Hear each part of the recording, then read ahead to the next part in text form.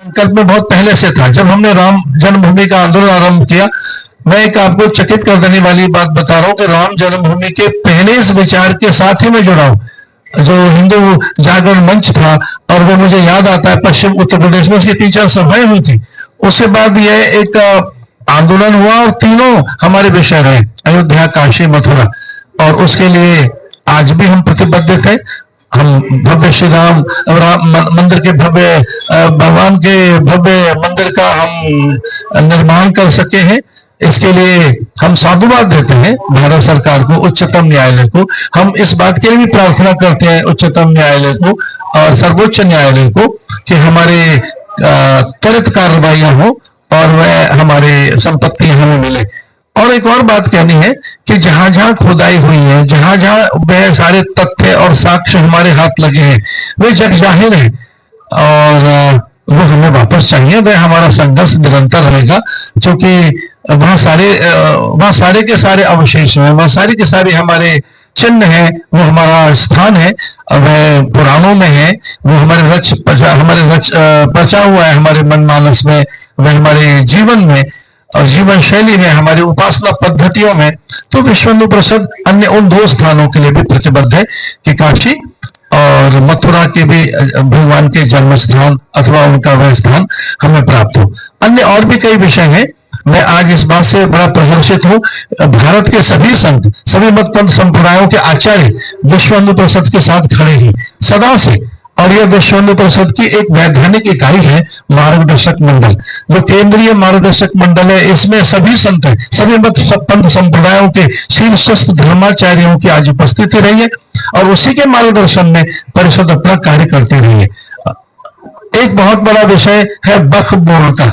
देखिए, वक्फ बोर्ड एक अतिक्रमण वाली चीज है, ये अवैधानिक है, अनैतिक है और एक प्रकार से ये इसका कोई अस्तित्व ही नहीं है वक्फ बोर्ड का।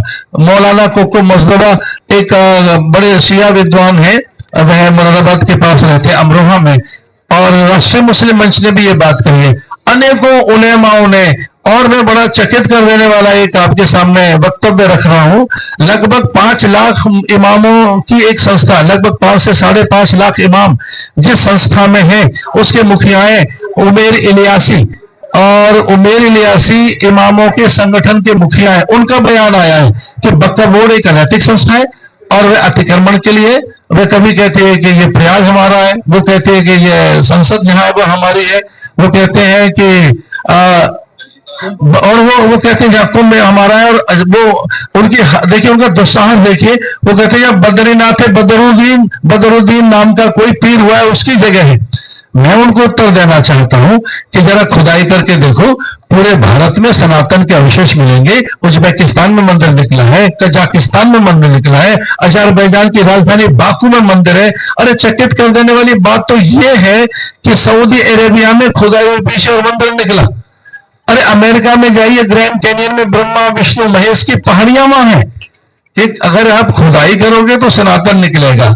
इस धरती पर 2 लोग रहते हैं, मैं बहुत साहस के साथ कह रहा हूं। इस भारत में 2 प्रकार के लोग हैं, एक हिंदू रहते हैं और एक वो जिनके पूर्वज हिंदू थे। एक तो हिंदू और दूसरे एक्स हिंदू है यहाँ पर। तो उन जो पूर्वज जिनके थे, अरे भैया आपका डीएनए वही है, खुलकर सामने आइए। उमेर इलियासी जो 5 लाख से भी अधिक इमामों के संगठन के मुखिया हैं, उन्होंने इसे अनैतिक करार दिया है और कहा है कि ये इसका कोई अस्तित्व नहीं, औचित्य नहीं, इसकी संपत्तियां बेची जाती रही हैं और इसको तत्काल बर्खास्त किया जाना चाहिए। आज विश्व हिंदू परिषद की इस मार्गदर्शक मंडल की बैठक में संत बड़े आक्रोशित दिखाई दिए, वे अधिक आवेशित दिखाई दिए और वे भारत सरकार से ये मांग करते हैं कि वह इस वक्फ बोर्ड के अस्तित्व को निरस्त करे। ये कोई संस्था ऐसी नहीं है जिसका कोई प्रमाण है, वैधानिकता है। और हाँ, भारत के अलावा वक्फ बोर्ड न तो पाकिस्तान में है और न बांग्लादेश में है। भारत के अलावा वक्फ बोर्ड किसी मुस्लिम देश में है भी नहीं। तो इस बात पे भी हमारे संतों ने चेतावनी दी है, इस पर वह खड़े हुए हैं, भी कार्यों में करते हैं। वो पैसा लगना चाहिए मंदिरों में अथवा तो दैती या देवता के सेवा के कार्यों में, वह पैसा हमारा लिया जा रहा है, हमारी संपत्तियां ली जा रही है। एक तो ये विषय है। दूसरा विषय कि हमारी जनसंख्या घटती जा रही है, डेमोग्राफिक चेंजेस एक बड़ी चुनौती बन गई है। जनसंख्या इसलिए घट रही है कि हिंदू परिवारों में संतानों का संतुलन बिगड़ रहा है। तो महापुरुष इस प्रकार का भी जागरण करेंगे कि हम अपनी मूल सत्ता में लौटे, अपनी फिर से जीवन शैली में लौटे। ये बात कही गई, हम दो हमारे दो, अब तो वही बात मिट गई है, संतुलन बिगड़ रहा है।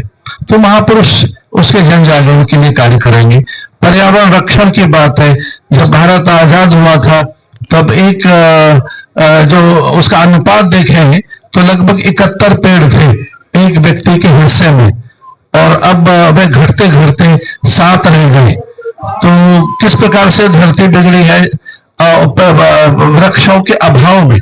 तो परिषद पर्यावरण संरक्षण के लिए, प्रकृति और पर्यावरण का संतुलन बने, एक बात कही हमारे शास्त्रों में, 10 पुत्र समा कन्या, 10 पुत्र समा कन्या, 10 कन्या समोत्तरु, लगभग एक बेटे 10 बेटों के बराबर एक बेटी है और 100 बेटों के बराबर एक पेड़ है।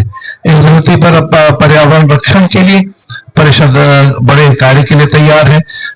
बांग्लादेश में भारी अत्याचार हुआ है हिंदुओं के पास के सामने, उनके साथ किस ढंग से बहु बेटियों के साथ बलात् हठात वे दुष्कर्म की घटनाएं आई, कैसे वह महात्माओं को गिरफ्तार कर जेल में डाला जा रहा है, कहाँ चले गए वे मानवाधिकार संगठन अथवा ये मानवाधिकारों की बात करने वाले दल जो मोमबत्ती लेके चलते रहे, अथवा तो पूरे देश में और पूरे संसार भर में आवाज उठती रही है। आज पूरा संसार चुप है और संयुक्त राष्ट्र संघ भी चुप है। हिंदुओं के ऊपर भारी अत्याचार हुआ है और ये जब जब होता रहा है तब उनके समर्थन में कोई नहीं है। मानवीय संवेदनाओं में हिंदू सदैव उपेक्षित रहे। तो विश्व हिंदू परिषद इस बात के लिए भी सजग हुआ है कि बांग्लादेश में अत्याचार कैसे थमे, वहां की सरकार को कैसे सुध आए, और हिंदुओं की संपत्तियां लूट ली गई। अब पिछले दिनों में इस देश में एक लिविंग रिलेशनशिप की बात और समलैंगिक कानून बने, इस पर भी कोई चर्चा हुई थी। ये कितना दुखद है इस देश में, इस ऋषि मुनियों के देश में। तो ये इस पर भी विश्व हिंदू परिषद ने एक रूपरेखा तैयार की है और अन्य अनेक विषय हैं। हमारा जो ये अधिवेशन है यह जन जागरण के लिए, हिंदुओं की एकता और अखंडता के लिए। हिंदू एक रहेगा, संगठित रहेगा तो सारी समस्याओं का समाधान होगा।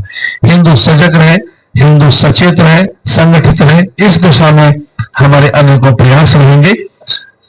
और रही बात, एक बात और चिंतित है, पर्यावरण का भी एक प्रकार से संतुलन बिगड़ा, उसके लिए भी चिंतित है।